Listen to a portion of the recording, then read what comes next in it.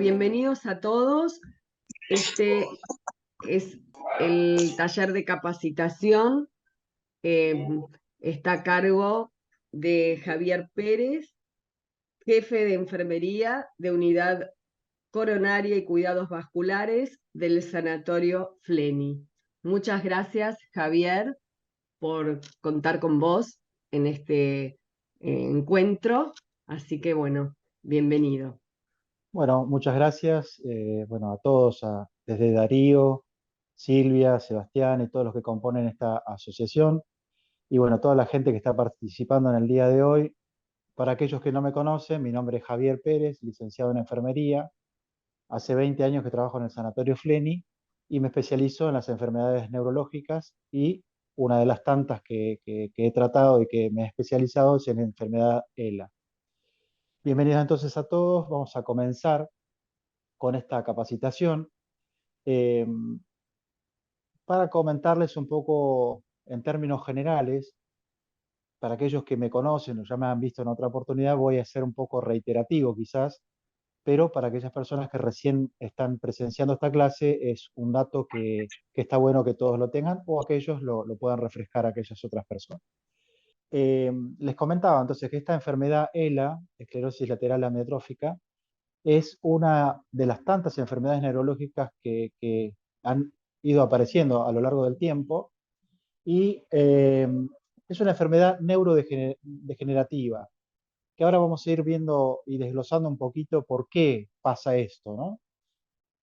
Vamos a probar poner la primera diapositiva, Sebastián, si es posible, para que entendamos un poquito. El organismo está compuesto por un montón de células, pero las células nerviosas, básicamente, esta es la unidad funcional de las células neuronales, vamos a decir, una neurona característica. Ahí se pueden ver las distintas partes de esta neurona. Si uno hace una especie de comparación, podríamos decir que es una especie de árbol, ¿no? Donde vemos las raíces, vemos la parte del tronco y la parte del follaje, que sería la copa del árbol. Ahí en la copa del árbol nosotros podemos ver desde el centro de la copa del árbol el núcleo, el nucleolo, el cuerpo de Nisi, que sería como un citoplasma de las células comunes, un cuerpo neuronal, neurofibrillas, las dendritas, que estas dendritas van a ser como las ramas, ¿no? Y que esas van a ser muy importantes a la hora de conectarse con otra neurona. Bueno, ahí vimos el axón, el colateral del axón, y abajo lo que serían las raíces sería el teledendrón. ¿Cómo se comunica una neurona contra la otra? Sigamos con el mismo ejemplo del árbol. Las neuronas se hacen una conexión que se llama sinapsis, y esta conexión puede hacerse de varias formas. Se puede conectar, vamos a decir el ejemplo del árbol, ¿no? Se puede juntar copa con copa de árbol, se puede juntar raíz con raíz de otro árbol, y se puede juntar copa del árbol con raíz de otro árbol, y así en ese sentido se pueden ir haciendo determinadas conexiones que son las que van a permitir la transmisión eléctrica, se puede decir, que es la transmisión neuronal realmente, que es la que va a generar después el movimiento cuando se van estimulando los músculos.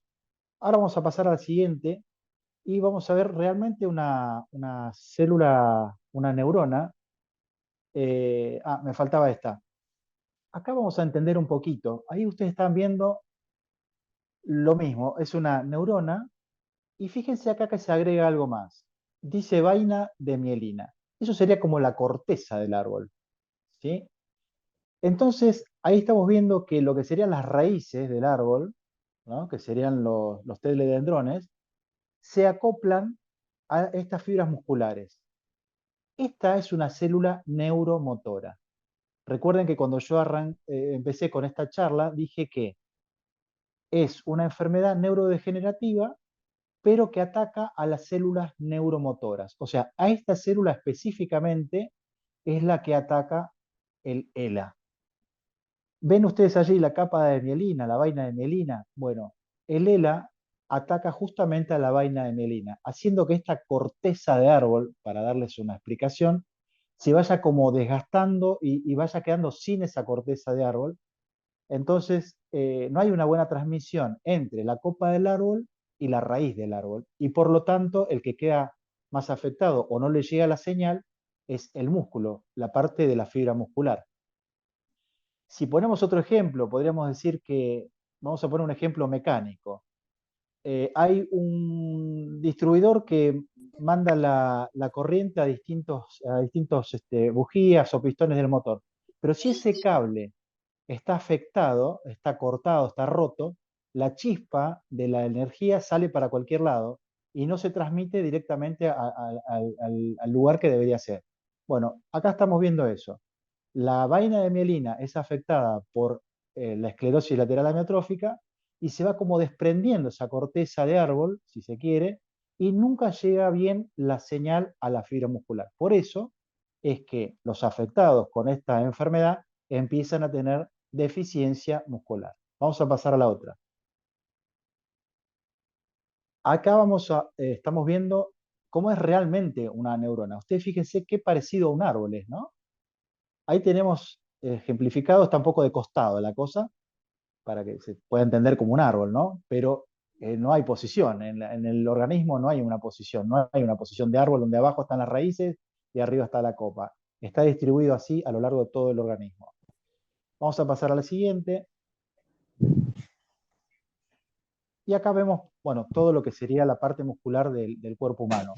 Imagínense que por encima del músculo hay otra red que se llama aponeurosis y otra red que se llama fascia. Fascia es como si fuese una especie de músculo aplanado que está por encima de la parte muscular del cuerpo humano. Entonces, es como una red. A mí me gusta poner muchos ejemplos para que ustedes lo puedan graficar así imaginativamente. ¿Vieron una mortadela que tiene como una rejilla por afuera? Bueno, cada nudito de esa rejilla vendría a ser una neurona. Eso envuelve todo el cuerpo humano, envuelve toda la parte del músculo, de la parte muscular. Entonces, el estímulo nervioso va primero a esta red, primero aponeurosis y fascia, que no es la fascia de la cara, ¿eh? Es otra parte del organismo y hace que cada una de las conexiones eléctricas estimule una parte del cuerpo, una parte del músculo y se organice el movimiento de las personas. Ahí empieza todo lo que es la parte motora de los pacientes. Entonces, vamos a ver la siguiente diapositiva, que bueno, es también otra parte muscular, y ahí ven ustedes cómo se escribe facial, que no es facial como si fuese el rostro, ¿no? Bueno, es toda una capa que está por debajo de la piel. La piel tiene varias capas, ¿eh? La epidermis, la dermis y la parte subcutánea. Bueno, esto está por debajo de todo eso. O sea, cuando uno se pincha un dedo, por ejemplo, se pincha un dedo y automáticamente la red de la fascia y la aponeurosis llevan esa señal hasta el cerebro y el cerebro transmite en milésimas de segundos una reacción al músculo. O sea, me pincho el dedo, tengo que sacar la mano. Me voy a quemar, me quemo el dedo, saco la mano. Es una actividad muscular. Bueno, podemos sacar la diapositiva si querés, Sebastián. Entonces, ¿qué es lo que sucede a los pacientes que tienen ELA? Bueno, dijimos entonces que hay una afección relacionada con esta famosa neurona que no está teniendo una buena conexión hacia la fibra muscular. Es como que si el árbol se empieza a descascarar, el tronco del árbol se empieza a descascarar y entre la copa y las raíces del árbol no hay una buena conexión. ¿Y quién es el que sufre la consecuencia? Es el músculo. Todos los pacientes que se les ha diagnosticado ELA no son iguales. Cada organismo, cada paciente tiene su particularidad. Entonces, no hay una relación de similitud en cuanto a, inclusive hasta un tratamiento. Si bien el tratamiento es genérico, no podemos decir que a este paciente tenemos que hacerle lo mismo que al otro, porque hay pacientes que les afecta, por ejemplo, los miembros inferiores, las piernas. Empieza con una pierna y después se le afecta la otra pierna, a algunos les afecta un brazo, a algunos les afecta los dos brazos, a algunos no tiene problema con las piernas, con los brazos, pero empieza a tener un problema de glutorio o respiratorio. ¿Por qué?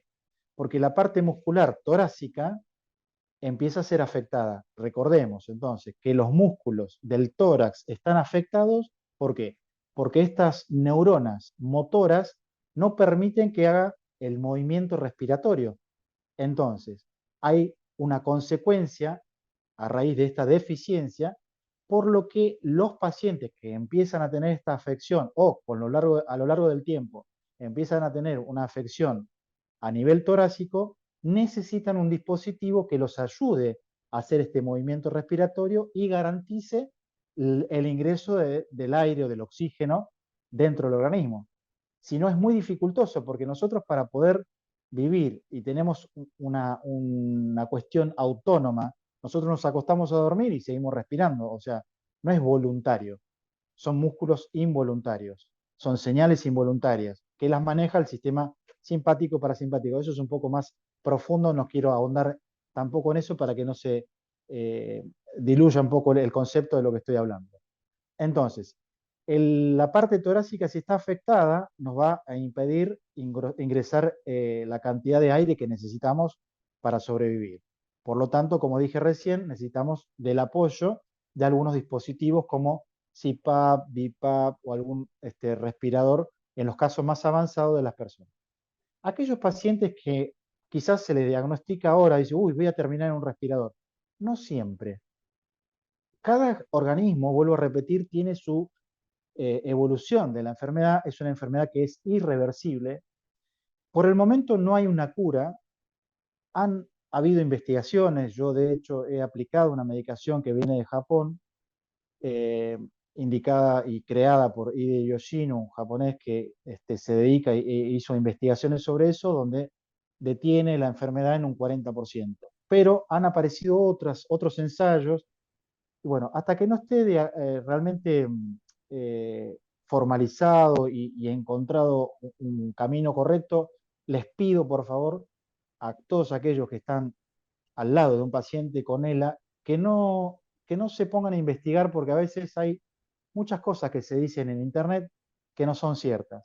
Entonces a veces uno, con la esperanza de poder encontrar una cura, termina yendo a cualquier lado y realmente no hay una idea real de que haya una cura para esta enfermedad.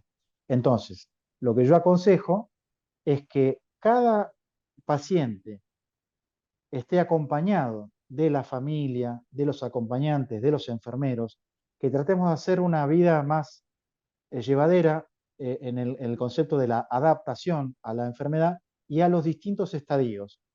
Una persona se le adormece una pierna, bueno, tiene que aprender a trabajar su cuerpo, a movilizarse su cuerpo con la debilidad de una pierna. Si de pronto se le debilita la otra pierna, bueno, tiene que aprender a partir de ese momento a movilizarse con dos piernas débiles y utilizar todos los mecanismos posibles para que esta persona pueda sobrellevar esta situación, hasta que por ahí de verdad aparezca una cura y tengamos esa suerte, esa esperanza de que aparezca. Y bueno, a partir de ahí sí, obviamente seguimos adelante con los métodos y los mecanismos, ¿no? Bueno, vamos a dar lugar, si ustedes quieren, Silvia, alguna pregunta que tengan allí, si yo puedo empezar a contestar las preguntas. Mi nombre es Patricia, yo estoy en Colombia, yo Bien. tengo la columna de él, es brotado los huesitos y le duele mucho y no he podido solucionar, no tengo la dirección de qué le puedo poner porque dice que se cansa y que es difícil porque es así bien brotadito y entonces le hace bajar la almohada, pero es muy largo desde acá del cuello hasta la columna, entonces tiene sufrimiento y dolor.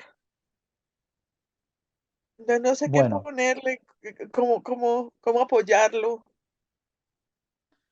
bueno, eh, en el caso, digamos, de hay alguna deformación, porque esto ya sería una deformación de la columna vertebral, que por ahí puede o no estar relacionado con esta enfermedad, quizás ya tenga una dificultad a nivel de la columna, escoliosis o algo similar. y que se le acopla inclusive todo esto de la enfermedad de ELA, ¿verdad?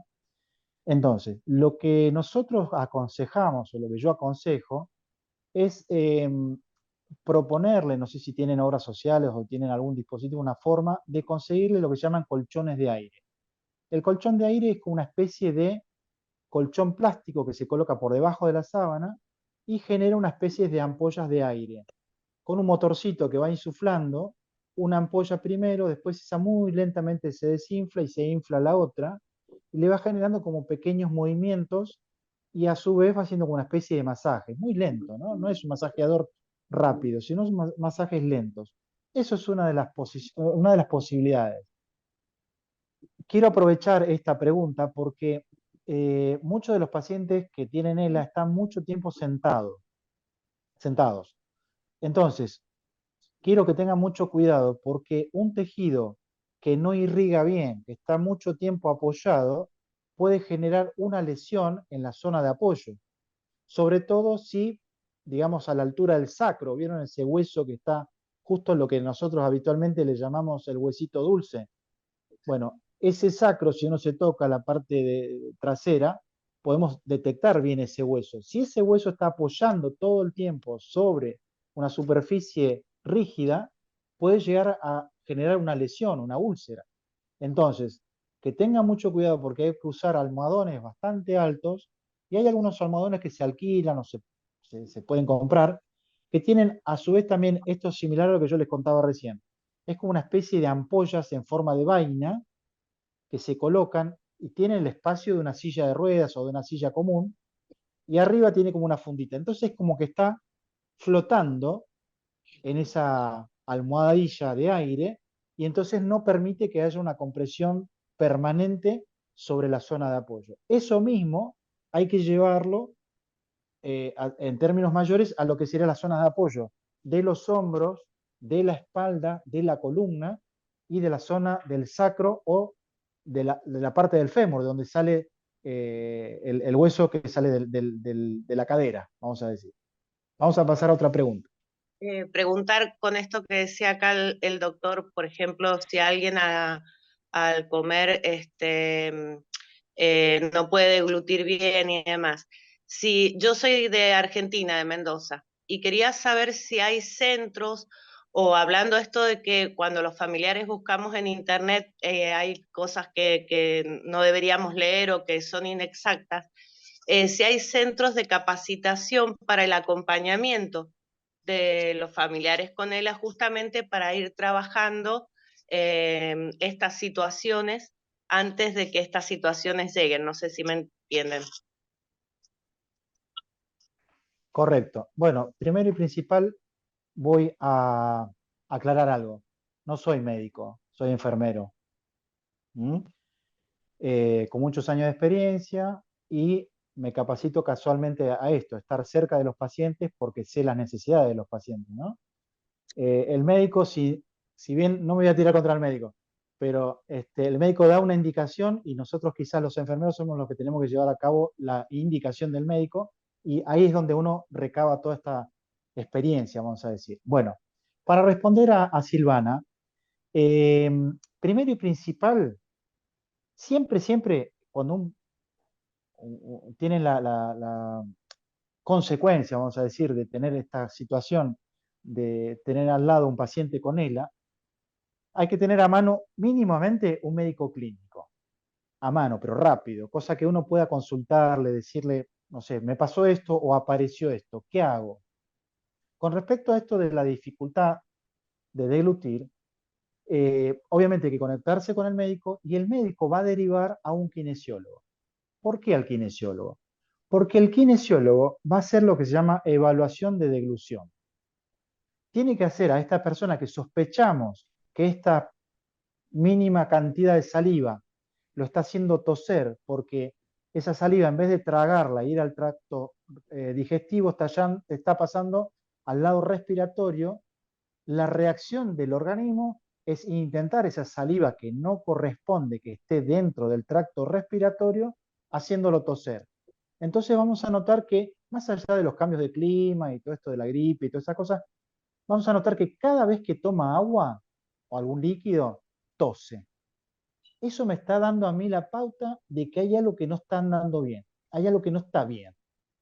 Entonces, quiere decir que si cada vez que toma líquido tose a continuación, puede pasar que esté pasando pequeñas porciones de ese líquido al tracto respiratorio o inclusive de la saliva. Yo estoy hablando ahora con usted y estoy tragando saliva, pero está yendo al tracto digestivo. Si yo estoy hablando con usted y trago saliva y empiezo a toser, significa que parte de esa saliva se me está yendo a la parte respiratoria. Entonces, el kinesiólogo hace lo que se llama prueba de deglución. Tiene 3 consistencias: agua, yogur y pan lactal. Entonces le da a tomar agua, lo oculta con esos estetoscopios, a ver si tiene un paso o puede ocultar un paso de ese líquido, a ver cómo traga. Bueno, es una prueba que tiene que hacer el kinesiólogo. En base a eso, vemos si seguimos adelante con esa misma posibilidad de darle líquidos libres, se dice, o ponerle un componente a ese líquido que sea un poquito más espeso, que tenga una consistencia de yogur, inclusive cualquier cosa que pueda tomar, un líquido como un té o una sopa o algo que no sea tan, que tiene que ser más espeso. Entonces, lo que sea espeso va a poder ser tolerado. Pero eso lo define el kinesiólogo. Y con respecto a los centros del lugar de asistencia, eso hay que buscarlo ya en forma particular. Cada uno tiene que buscar. Y si después por ahí tenemos alguna posibilidad de encontrar algo que esté próximo allí a la ciudad, a la zona de Mendoza, le vamos a dar el dato. ¿Alguna otra preguntita que tengan ahí? Hola, soy Cristina.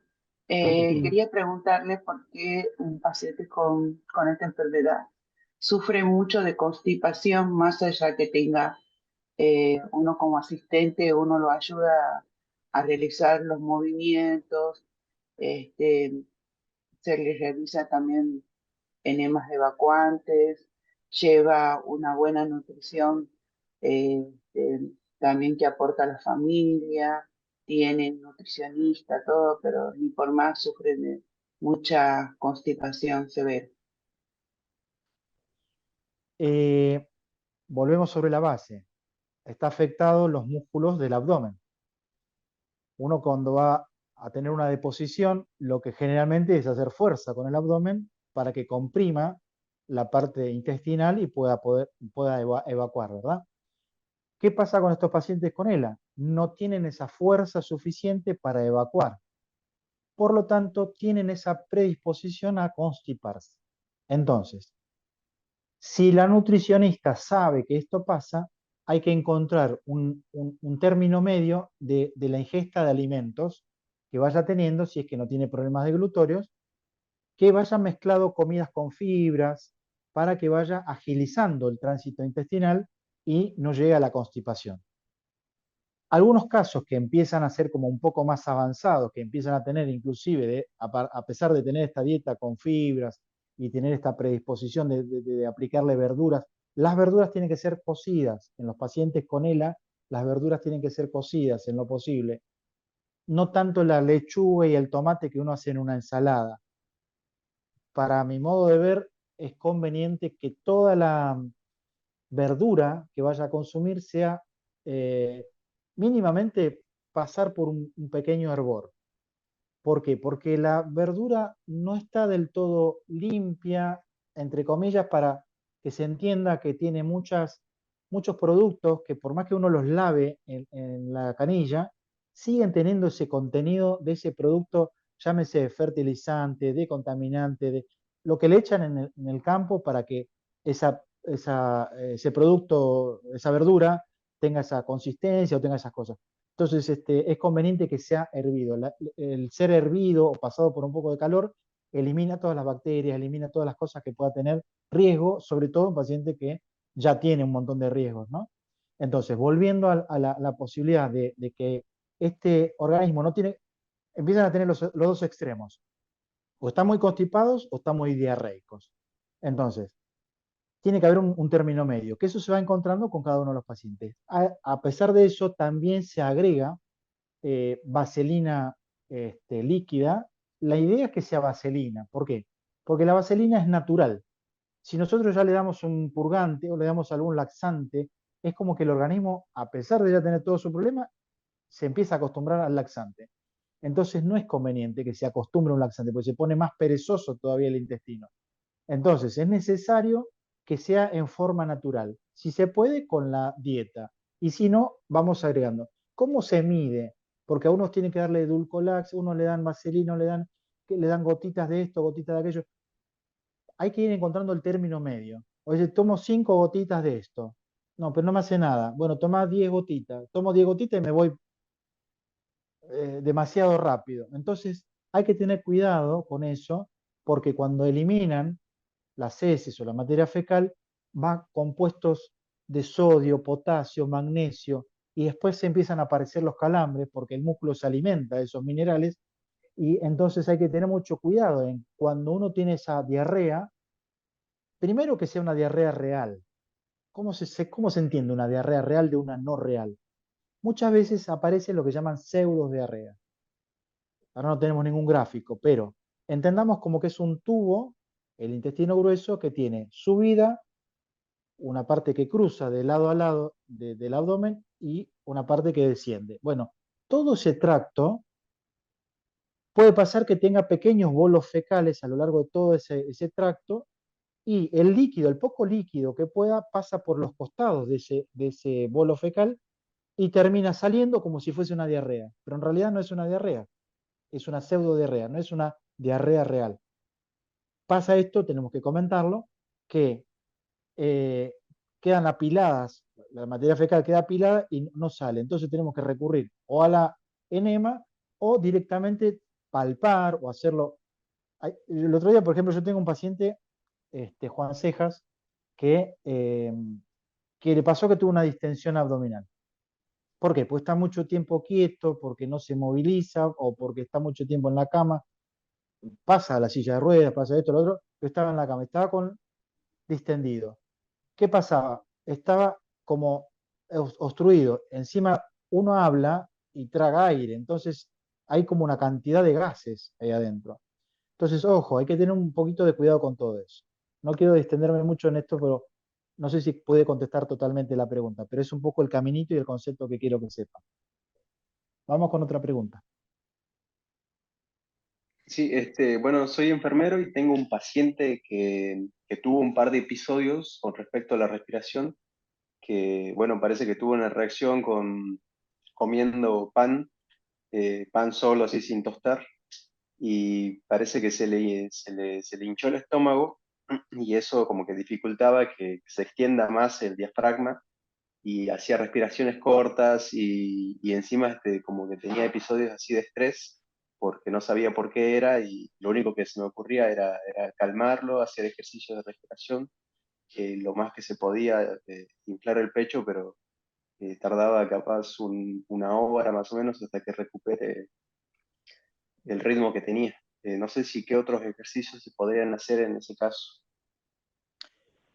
Bueno, volvamos sobre lo que contamos recién hace un momento. Primero y principal, hay que estar seguro de que todo lo que pueda tener como ingesta, digamos, hay que hacer lo que dijimos recién, lo que se llama evaluación de dilución. Hay personas que empiezan con esta evaluación de dilución, después hay como un cambio en el organismo y terminan comiendo asado. ¿Cómo se entiende eso? La verdad que no lo sé, pero hay como una especie de cambio en el organismo que después, o sea, primero no podía comer nada, tenía que ser todo procesado, y resulta que después con la evolución del organismo empezó a tener como mejorías y terminaban comiendo asado como cualquiera de nosotros.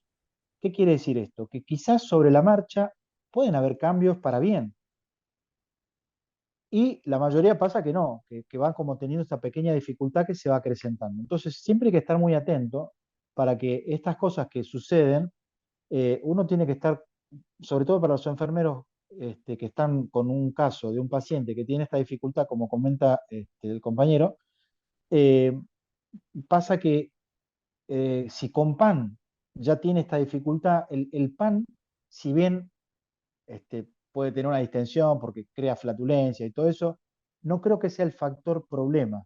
Acá hay otro problema de fondo. El problema no es el pan, el problema es que hay algo a nivel respiratorio que está pasando. Entonces, hay que organizar algo para que lo evalúe un neumonólogo siempre partiendo de la base del clínico a mano, y que el neumonólogo haga una especie de evaluación respiratoria, a ver si esta persona ya no está necesitando un dispositivo que lo ayude a respirar. No una nebulización, ¿eh? Porque a veces uno le pone una nebulización, pero en realidad no sirve la nebulización. ¿Por qué? Porque si la nebulización se pierde acá. La idea es que el paciente incorpore el aire, pero no lo puede hacer. ¿Por qué? Porque tiene una dificultad muscular que afecta al tórax, como lo dijimos al principio. Entonces, si ya está teniendo una dificultad respiratoria, claro, fue recuperando en el término de una hora. ¿Por qué? Porque fue respirando despacito, despacito, despacito y fue recuperando la parte respiratoria, pero eso no es la solución. Hay que tocar dos temas puntuales. El tema de la deglución, a ver si ya no está afectada la parte deglutoria, estamos teniendo problema con eso, y la parte respiratoria para ver si tiene esa capacidad respiratoria, porque nosotros respiramos, pero tenemos una capacidad en los pulmones. Quizás el hecho de que tenga afectada la parte muscular no tenga esa capacidad, vamos a decir, 1 litro de aire dentro del cuerpo, de los pulmones. Aire, litro de aire en el cuerpo. Uno puede levantar y expandir los pulmones, pero no está metiendo la cantidad de litros de aire que debe meter. Entonces ahí hay un problema. Por eso lo tiene que evaluar un neurólogo. Y si es así, que está con los valores disminuidos, hay que agregar un dispositivo que nos va a garantizar la incorporación de aire, como dije al principio. Vamos con otra pregunta. Yo estoy preocupada últimamente, noto que Luis tiene hipo, comienza con la comida o a veces toma un poco de líquido y de golpe le viene hipo. ¿Eso es para consultar, es para cambiar alguna forma de comer? ¿Cómo podría Bueno, ayudarlo con eso? hay dos cosas que podrían estar pasando. Eh, Cuando tenemos alguna deficiencia de alguno de los componentes que yo les comenté hace un momento, sodio, potasio, magnesio, a veces pasa que este hipo aparece porque no hay una estimulación de lo que serían determinados nervios que estimulan lo que se llama el peristaltismo o el movimiento serpentario, vamos a decir, de que es el esófago. Entonces nos aparece este hipo. Eso puede ser una posibilidad. Y la otra posibilidad es que pueda tener ya una pequeña deficiencia deglutoria, por lo cual cada vez que toma líquidos empieza a tener esta dificultad y este hipo, porque hay como una especie de burbuja de aire que se va como complicando en dónde tiene que pasar. ¿Para dónde voy? Voy para allá, burbuja de aire. Voy para allá, y atrás de eso viene el líquido. Entonces hay como una especie de confusión para dónde tiene que ir y termina apareciendo el líquido. Esto también hay que evaluarlo, volvemos sobre las bases. Recuerden que tenemos una dificultad que es la enfermedad en sí y que va teniendo estos estadios. Van apareciendo pequeños detalles, pequeñas cosas que nos van llamando la atención. Lo más importante de todo esto es que todas las personas que están al lado de un paciente con ELA tengamos ese botoncito de alarma, o sea, que tengamos esa capacidad de observación, que tengamos esa posibilidad de decir, no minimizarlo, sino decir, che, me parece que está teniendo un problema de estas características. ¿Qué hacemos? Y por lo general terminamos minimizando, decir, no, no es nada, ya se va a pasar, ya se va a pasar. En un paciente con ELA no sabemos. Entonces es conveniente a veces hacer un poco más, investigar un poco más, tratar un poco más y después quedarnos tranquilos. Si no es eso, ya está, se descartó. A las personas que van teniendo esta pequeña dificultad y que aparecen estos hipos, yo les recomiendo que tomen, cuando toman líquido, que lo tomen por succión. O sea, en vez de tomar así directamente de la taza, del vaso, que le pongan una bombilla y tomen con una bombilla. ¿Sí? ¿Por qué? Porque eso me va a dar pequeños volúmenes de líquido y eso me va a permitir que se vaya alojando y vaya llevando el caminito que tiene que llevar y se dirija a donde tiene que ir. Si yo tomo mucha cantidad de líquido, a las personas que tienen esta pequeña dificultad deglutoria, pasa esto que les dije recién. Hay burbujas de aire, hay líquido que no sabe para dónde tiene que ir y ahí se ocasiona el problema. Algunos se hipo y algunos lo que llaman microaspiraciones, es como que pequeñas porciones de líquido pasan al tracto respiratorio, como yo le dije. Una aclaración sobre esto. Todo lo que está dentro de la boca tiene que estar dentro de la boca. La saliva que uno tiene en la boca tiene que pasar sí o sí al tracto digestivo, nunca al tracto respiratorio. Dice, sí, pero cuando yo tengo gripe o tengo tos o qué sé yo toso y me salen secreciones. Sí, eso es otra cosa. Son secreciones que están dentro de la parte respiratoria y pueden salir al exterior, y es más, uno las puede tragar y pasan al tracto digestivo. Pero nunca las cosas que están dentro de la boca pueden pasar a la parte respiratoria, porque la parte respiratoria es considerada como una zona estéril, libre de microbios. Todo lo que nosotros tenemos en la boca son bacterias, y esas bacterias pasan al tracto respiratorio y se infecta esa saliva dentro del tracto respiratorio, ocasionando las famosas neumonías y problemas respiratorios. Entonces, eso hay que tenerlo muy en cuenta. Si esas personas que tienen ya este inconveniente de tragar y aparece hipo, o cada vez que toman líquido tosen, lo recomendable es que tomen el líquido ya con un sorbete de esos que vendían antes para tomar una gaseosa, o una bombilla, esa que uno toma el mate, tomar con esa bombilla en pocas porciones, ¿no? O sea, tomar sorbitos chicos, cortos. ¿Alguna otra pregunta? Pues ha ido mm, perdiendo movimiento rápidamente. Ella tiene traqueostomía y en, en el estómago para que le coloquen pues su comida, siento que química, algo porque suena empacado o se prepara. Entonces, pues todas las recomendaciones de deglución y eso, pues yo las escucho, pero pues no, él pues no aplica. Me que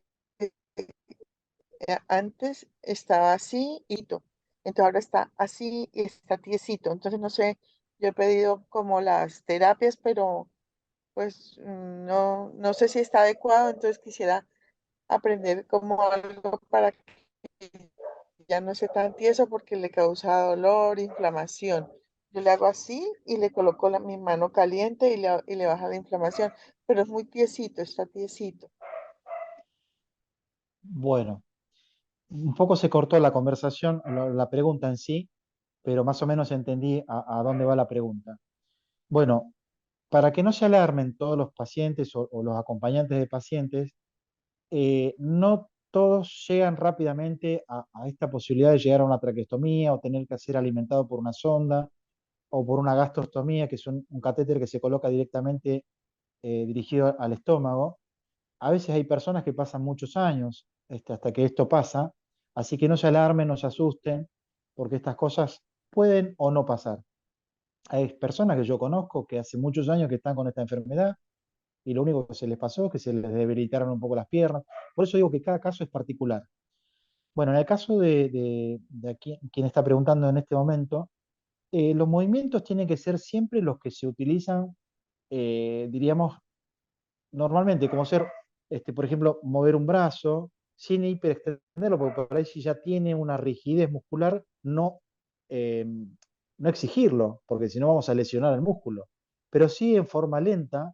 Recuerden ustedes que nosotros tenemos distintas posibilidades de movimiento, de rotación, tanto al nivel de la cintura, de las piernas, nunca exigiendo el músculo. Si está como ya contraído el músculo, no hay que exigirlo. Y tampoco hay que darle mucha cantidad. Por ejemplo, si una persona se quiebra, van al kinesiólogo y dale, y lo exigen y dale, hace 10 más, hace 20 más, hace 30 más. No, paciente con ELA, no, porque el músculo ya está afectado. Si nosotros lo exigimos, lo vamos a lesionar. Va a aparecer un desgarro, va a aparecer cualquier cosa. Pero no está mal que uno ya vaya haciendo estos ejercicios de movimiento en estas personas que están un poco más quietas. Y no dejar que una persona esté quieta.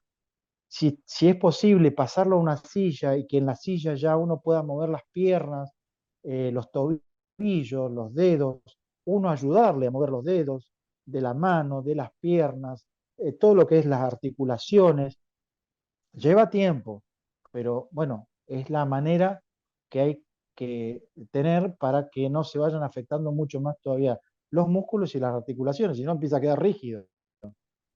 Entonces, la idea es que no. Otra pregunta. Mi nombre es Mauricio, soy de Mendoza Bien. y tengo un par de preguntitas así rápido. Primero, Sí. siendo de Mendoza, la temperatura, me he dado cuenta que la temperatura un poco más fresca me hace, yo todavía camino y por ahí me ayudo con los bastones canadienses, pero me doy cuenta que cuando hace frío tengo los músculos un poco más, entre comillas, empastados o tengo un poquito más de rigidez. Eso, bueno, ¿tiene alguna relación? El frío, supongo, el frío, quiero que me confirme o no, si el frío, la temperatura baja hace que la musculatura tenga un poco más de dificultad para moverse, sobre todo en las piernas, digamos. Y la segunda, visto que estoy usando los bastones por ahí canadienses para tener un poco más de equilibrio, he comenzado a tener un poco de dolor en el hombro izquierdo y en fisioterapia quería saber si estamos evaluando, si puedo utilizar alguna maquinaria, ultrasonidos, láser o otro sistema de fisio que no perjudique, digamos, el estado del músculo que ya en sí está un poco deteriorado. Bueno, muy bien por tus preguntas. Obviamente, sí, el clima afecta directamente a la parte muscular. Por lo tanto, antes de empezar a caminar, es aconsejable utilizar, ¿vieron esos aceites que son para darle calor al músculo? Entonces es como que tiene que hacer un poco de frotación y hacer lo que se llama precalentamiento. O sea, antes de arrancar a la caminata, no sé, en la cama, en la silla, donde uno esté, antes de arrancar, ya hacer lo que se llama precalentamiento. ¿Para qué? Para que el músculo ya vaya tomando esa temperatura acompañado de este aceite, que puede ser un aceite básico, no hace falta que tengan esos aceites de gente que son corredores profesionales o cosas así, no hace falta. Eh, Eso va a solucionar bastante esta cuestión que está comentando acá el señor. Y lo otro es que obviamente al tener uno ya deficiencia en la parte motora baja, vamos a decir, de las piernas, uno está esforzando toda la parte superior.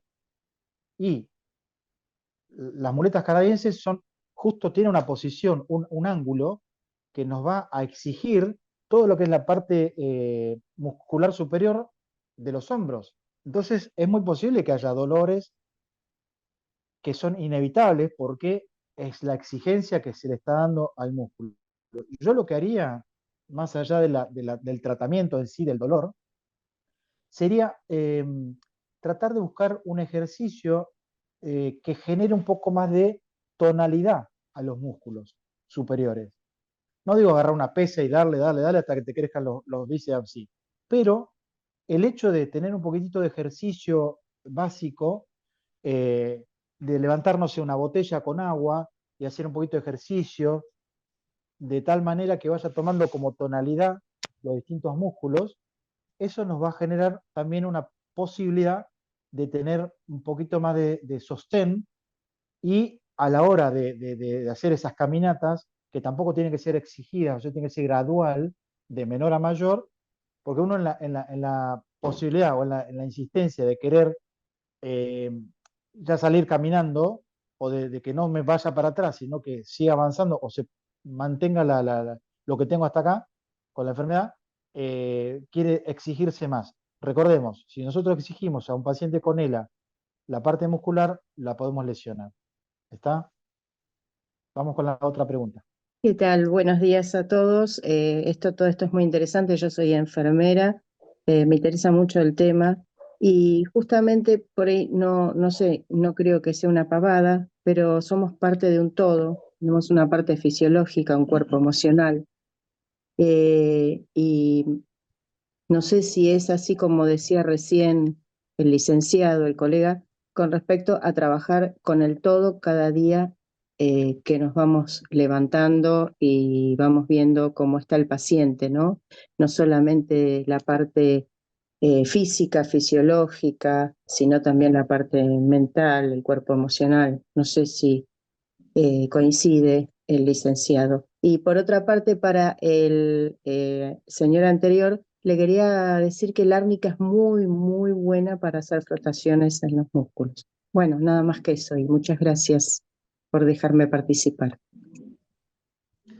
Bueno, agregando un poquitito a esto que comentaba aquí la señorita, la señora, mi colega, sí, obviamente, yo, a ver, ahora parezco muy formal, pero yo cuando estoy en el sanatorio y estoy en contacto directo con el paciente, soy una de las personas que trato de acercarme, pero no desde el punto de vista técnico o fisiológico, sino de ser una persona más que se acerca a otra persona preguntándole cosas o tratando de entrar en una confianza sin pasarme, digamos, de los límites, siempre con mucha seriedad, a veces hago un chiste, porque eso es lo que necesita, digamos, muchas personas que están internadas. Muchas personas que están internadas están con muchos miedos, desconocen un montón de cosas y a veces es necesario acercarse, generarle esa confianza para que esa persona cambie su modalidad, porque los miedos y todas esas cosas, a ver, somos seres humanos que tenemos sensaciones, emociones, sentimientos, y si esa persona quiere llorar, quizás yo estoy al lado para darle un abrazo, y a veces es necesario que eso pase. Entonces nosotros estamos eh, diríamos, no solamente para darle una pastillita, para darle de comer, para un montón de cosas, sino también para contenerlo, porque de eso se trata, ¿no? O sea, nuestra función no es solamente para darle, ya digo, una cuestión que está relacionada con lo que es físico solamente o direccionado hacia la enfermedad, ¿no? ¿Hay alguna otra pregunta más, Silvia? Sí, María Yolanda. Ah, bien. Buenos días. Buenos días. Mi esposo tiene ELA. A los Sí. 5 meses de que empezó con algo de dificultad, le tuvieron que hacer traqueotomía y gastrostomía. Hoy cumple 1 año con eso. Y mi pregunta es, ¿qué se le puede estar dando para comer? Yo le doy de desayuno fruta cocida con almendras, galletas Marías y una lechita que se llama pulmocar. Eso mismo le doy Correcto, de cena, porque le doy por la correcto. sonda. Y de Ok, comida le doy salmón con verdura cocida, pero no sé si sí. le puedo dar algo más o solamente eso. Él, por lo que estoy escuchando, él ya está muy avanzada su enfermedad. Le avanzó rapidísimo, no tuvo como un proceso. Empezó malito y a los 6 meses fueron su gastro y su traqueotomía y está conectado a un BIPAP estelar todos los días. Él no puede ni hacer del baño solo, lo tenemos que ayudar. Nosotros estamos con él 24 horas al día, los 7 días de la semana.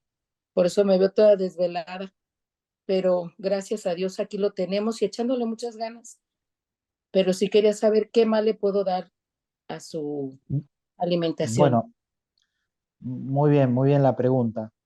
Bueno, como dije yo anteriormente, lamentablemente no sabemos cómo cada organismo es distinto, entonces algunos la evolución es muy rápida, pero a veces pasa esto también, que tiene como una especie de evolución rápida y después tiene como una especie de intervalo o estancamiento y queda en eso. No avanza más ni para bien ni para mal, se queda así como está. Primero, dos cosas principales apoyando un poco lo que habíamos comentado con la respuesta de la pregunta anterior.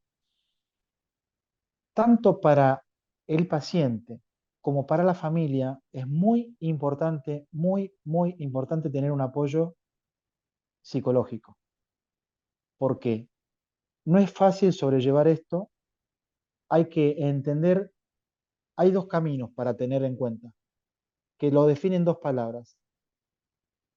Una es aceptación y la otra se me fue. La aceptación es aceptar, resignación, otra palabra. Aceptación y resignación. La aceptación es decir, bueno, me pasa esto, tengo esto, ¿cómo lo puedo solucionar? Sé que tengo que estar quizás todo el resto de mi vida o parte de mi vida haciendo esto, pero lo voy a hacer. No me importa lo que tenga que hacer, pero lo voy a hacer. Y la otra parte, digo, tanto para el paciente como para la familia, es la resignación.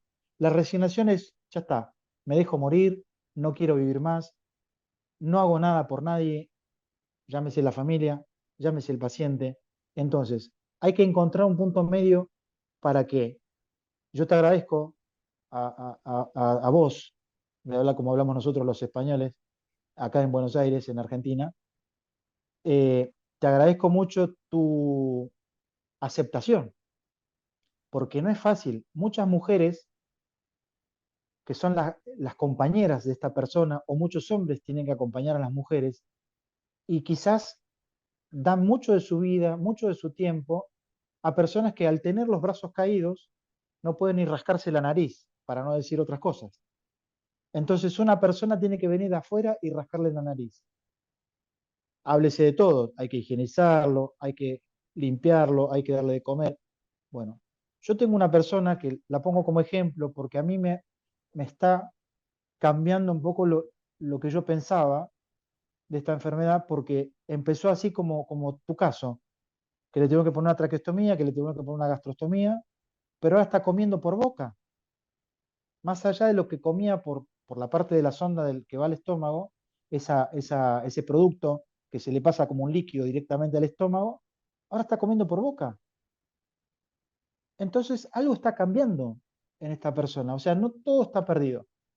Pero bueno, tenemos que seguir paso a paso y utilizar las herramientas que tenemos. No tenemos otra forma. Yo te aconsejaría, con respecto a la pregunta que haces, que lo consultes con una nutricionista, pero que esté enterada de los pacientes con ELA, no cualquier nutricionista. Un nutricionista que entienda de esta enfermedad, porque hay muchos nutricionistas, pero por ahí el nutricionista te va a dar determinadas calorías para un cuerpo, una persona que camina, que va a hacer esto, o alguna actividad o qué. Entonces te dice, te regula la cantidad de calorías y el producto y lo que vaya a comer, pero en relación a esa persona, no a un paciente con ELA. Gracias, Javier. Muchas gracias por participar. Damos un cierre. Gracias por todo. Gracias, Javier. Gracias a todos. Gracias a ustedes. La verdad que me encanta participar.